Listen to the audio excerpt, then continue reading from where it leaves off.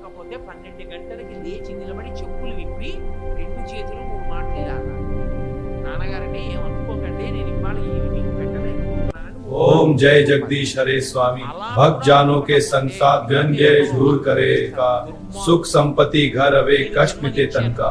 అమావాస్య 12 అయింది, అయినా సరే నాకు తెలియదు. నాకు ఒక్కొక్కసారి ఆశ్చర్యం, నేను చెప్పిన మాటల్ని ఎంత గట్టిగా పట్టుకుంటారంటే కొంతమంది, మా మోహన్ రావు గారు అమావాస్య వస్తే ఏ బ్రాహ్మణ కుటుంబం కన్నా నిష్ఠగా చేస్తారు.